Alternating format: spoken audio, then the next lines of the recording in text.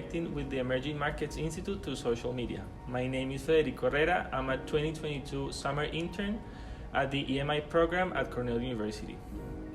In this short video, we would like to talk to you about the research undertaken at EMI, the Emerging Markets Institute at the Johnson College of Business at Cornell University. This research is undertaken for short articles or blogs published on the EMI website, or for other publications, in particular, the Emerging Markets Multinational Report led by Lourdes Casanova and Anne Miroux. Prepared annually, this report is launched at the annual EMI conference. This year, the conference will take place on November 4 at Cornell Tech Campus in Roosevelt Island in New York City. To talk a little bit about such research activities, we have around this table Anne Miroux, faculty fellow at EMI, Paula Romero and Yuliana Otálora, EMI interns this summer, and joining us through video chat, we have Shailja Bang, who is a thematic research analyst.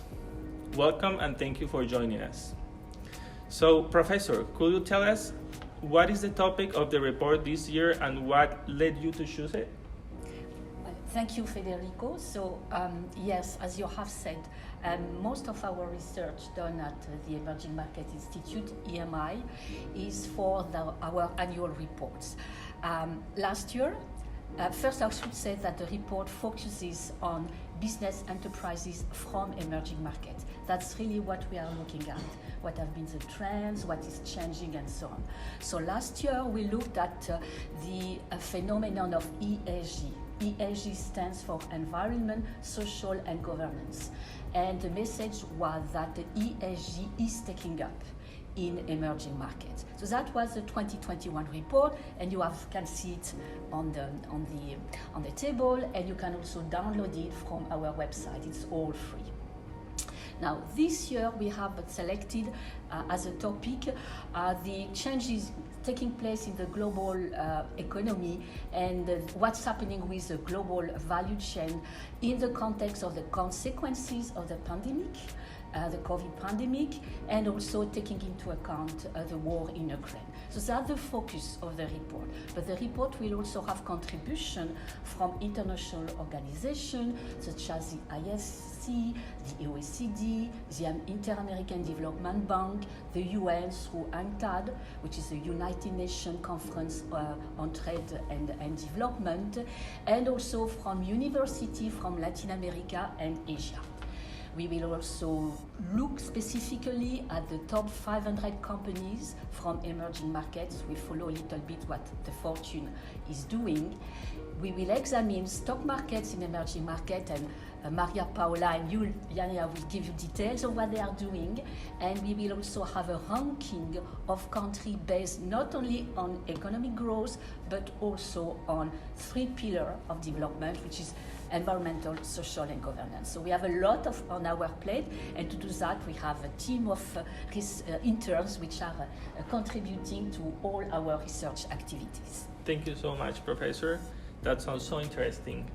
Paula, Juliana, I understand that you are working on stock markets during this internship. Could you specify what you have been doing? Yes, we are working on the stock markets, which is the way of knowing how the investment wind is blowing, and that is important for all the investors.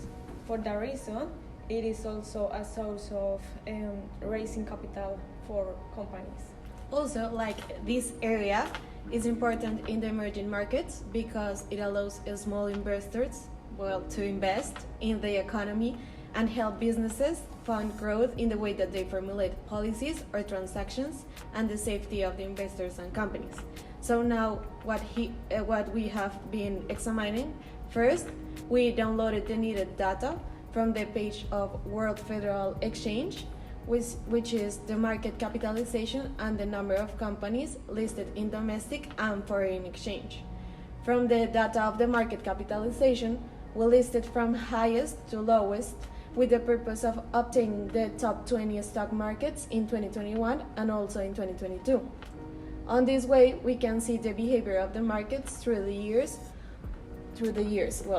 And on the other hand, we use this information to see the number of companies listed on the top 20 stock markets by market value in 2022 and its share of domestic and foreign companies listed. After that, we continue downloading the data from another source, in this case Bloomberg, and here we start to analyzing the growth in the market capitalization of the world top 20 markets from January to 2021 until July 2022 in monthly periods. Besides, we evaluated in more specific terms from the start of the war to see how the impact of this Russia-Ukraine war in the market was. Finally, we downloaded the data from Capital IQ and then continue by analyzing the top 20 companies by market value, comparing it to past years where some companies were stable, other increase, and other also decrease. It is important, to clarify that for the analysis and to conclude what we have told you before, we consider external and internal situations like the political, economics, environmental, and also social factors that could influence in the behavior of the markets and company, just like as COVID-19 pandemic and the Russia-Ukraine war. Yes, now in the relation to our experience as an intern, we can divide it into sections. The first one in the technical part and the second one in a personal way. First, more in a technical part, for both, we learn to use databases as Bloomberg, Capital IQ, and other sources like World Federal Exchange that gave us the needed data to analyze the behavior of the markets in this area of study, and in addition, learn new concepts and indicators to be able to draw conclusions. And in the personal part of both, it allows us to have more rigorous and critical thinking, helping us to understand that correlation does not indicate causality, and it is necessary to have a holistic vision where everything is seen as a system, where external and internal factors could affect. In this way, this contributes on our personal life and professional life because we will have to put into practice our skills to develop similar tasks in our jobs because for our careers, and also having feedback of experts like the EMI members teach us to be more open-minded. So it has been a very rewarding experience for us. That's great. Thank you very much for sharing. Now I want to ask Shailja, who's joining us through video chat.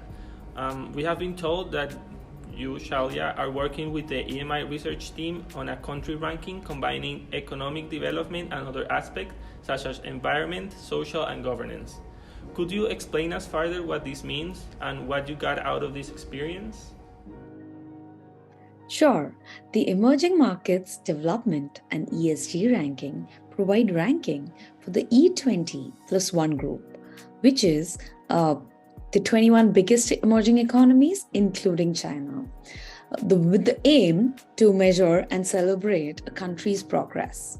There are 4 main pillars to the ranking: development, environmental, social, and governance. Because we are speaking about emerging markets, the development or the traditional economic factors have a very important role to play while trying to understand how the country is doing with ESG. The key objective of our analysis is to measure a country's progress or where the country is in the development ladder while maintaining simplicity and transparency. We analyze data over a period of 10 years across 20 plus variables divided under the 4 pillars. The data for each variable is from World Bank, SDG reports from the United Nations, the World Economic Forum, amongst other organizations. We've been very careful about our scoring methodology to ensure that it is logical and transparent in order to avoid any bias and base the result on data with the motive to reward growth and progress.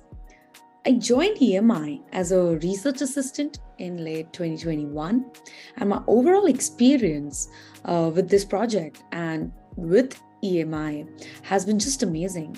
There is so much to learn from the group, and the access which you get through EMI is incomparable.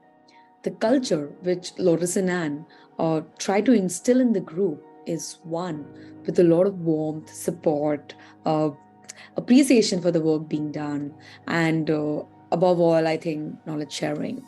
Coming from a research background, I think the two things which I value the most is good guidance and knowledge sharing.